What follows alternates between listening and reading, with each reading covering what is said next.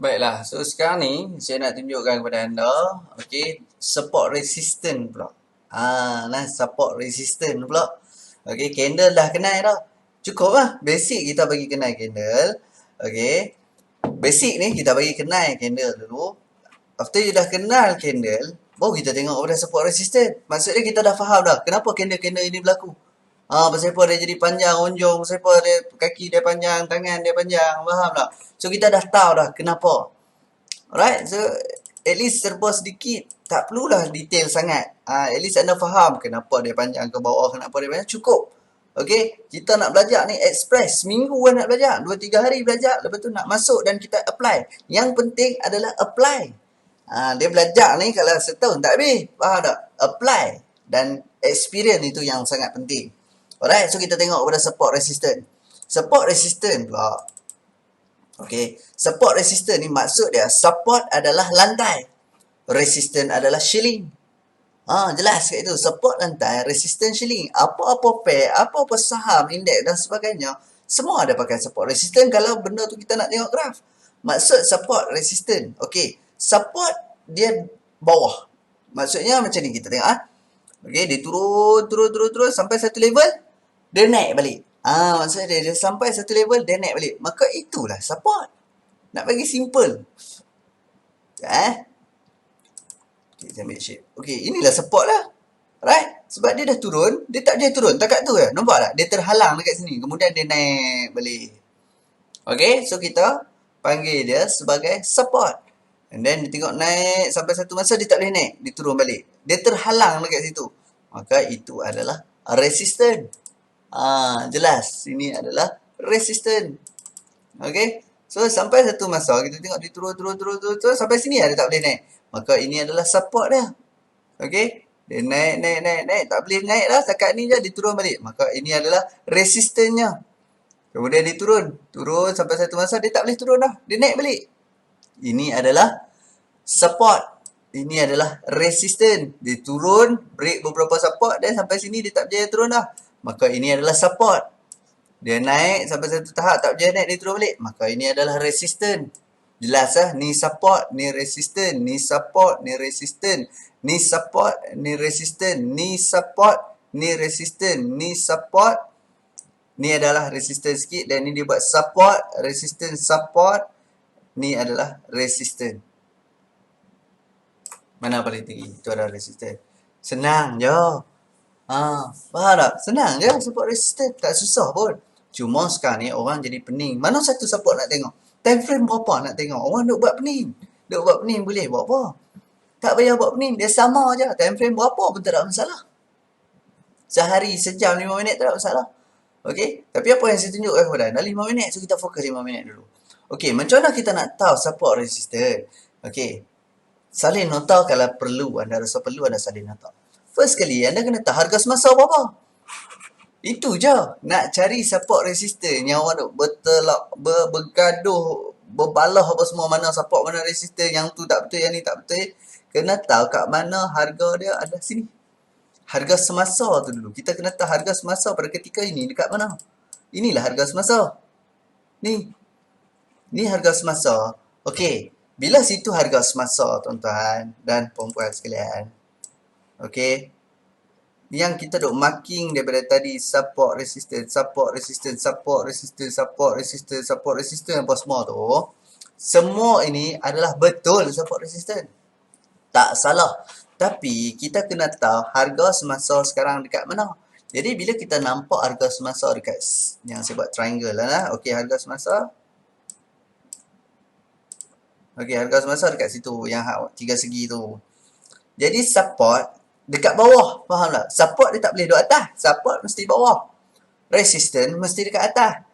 Jadi orang yang duk berbalah ni, duk nak kata yang tu support, yang tu resistance lama, yang tu support lama ni berbalah sebab apa? Sebab dia tak ada punca. Okey, so kita kena tengok punca dulu. Punca dia sekarang ni, kita kena tengok harga semasa. Harga semasa ni duduk dekat tiga segi. Jadi atas resistance, bawah support. Settle. Itu sahaja. Kita jangan nak buat pening kepala. Kita tengok sekarang ni, ini adalah harga semasa yang mana yang petak dekat atas tu adalah resistance. Yang petak dekat bawah ni adalah support. Dah. Settle masalah. Tak payah dia buat balah tunjuk ini support, ini support, ini support, ini support. Betul. Tapi tak ada punca saya kata. Punca dia tu nak tahu mana support resistance tak ada. Punca dia adalah harga semasa. Kita kena tahu harga semasa tu dekat mana. Jadi 3 perkara yang penting sebelum kita masuk, sebelum kita entry buy ataupun sell, short ataupun long. Okay, buy ataupun istilahnya adalah long. Sell, entry sell ni, okay, tengok dia ada buy dan sell. Kalau sell by market, maksudnya dia short. Kalau buy by market adalah long. Tapi kita susah nak cerita long short, kita panggil buy, jual beli juga lah. Cuma kita panggil buy. Lepas tu kita tak kata jual. Lepas buy kita close. Ataupun kita kata kita sell dulu. Lepas sell, dah TP, dah untung kita close. Okay, jelas nah dekat situ? Alright. So macam ni. Jadi bila kita nampak harga semasa pada 27,896, maka kita tahulah resisten dia adalah dekat 28,494 dan support adalah pada 27,415. Settle masalah. Kita kena tahu 3 benda ni. Yang pertama harga semasa, yang kedua support dan yang ketiga resisten. You mesti clear 3 benda ni dulu sebelum nak entry. Sebab apa saya kata kena clear? Sebab kita faham, okay, bila break resisten nak pergi mana, bila break support nak ke mana. Okay, siapa yang tak pernah dengar, saya cerita dekat sini. Jika dia break resisten, maka dia nak naik atas. Bila dia break support, maka dia nak turun bawah. Ini shilling, faham tak? Shilling. Dia pernah gagal untuk naik dekat sini. Okay, area ni dia pernah gagal untuk naik. Maksudnya dia ada halangan. Shilling itu juga kita kenali sebagai halangan. Okay, tapi sekali lagi kalau dia berjaya tumbuk shilling ni pecah, maka dia ada ruang untuk naik. Jadi kita clear bahawa dekat sini kalau harga naik melebihi 28,494, maka dia nak naik lagi. Tapi yang bawah ini adalah lantai. Tadi dia pernah turun, tiba-tiba dia tak berjaya turun, dia naik balik. Maksud dia lantai ni strong lah. Okey, maksud dia ada penahan dekat sini. Okey, jadi sekali lagi kalau dia pecahkan lantai itu, maka dia ada ruang untuk turun. Okey, bila dia ada ruang untuk turun, maksudnya dia boleh turun lagi. Jadi dekat sini kena clear. Resistance kalau berjaya break, dia nak naik. Support kalau dia berjaya turun, dia nak turun. Kalau dia berjaya pecah support, dia nak turun. So penting tak dua ni? Penting tak 3 benda ni? Harga semasa, okay, resistance dan support. Penting tak 3 benda ni? Jawapan dia sangat-sangat penting. Sebab inilah yang nak menentukan kita nak entry apa dan nak buat apa. Nah jelas lah. Tapi saya nak cerita bagi clear. Okay, maksudnya kalau break resistance nak jadi apa? Break support nak jadi apa? Yang ni saya harap semua orang clear. Sebab apa? Benda ni memang asas sangat-sangat. Break resistance, dia nak naik. Break support, dia nak turun. Nampak tak dekat sini? Kita tunjuk contoh. Dia break resistance, then dia break support. Okay, saya bawa ni lah.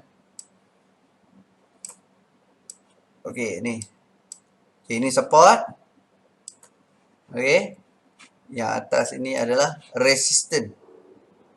Okay, support, resistance. Kita tengok masa tu dia dekat sini. Katakan masa itu dia dekat mana? Masa tu dekat sini.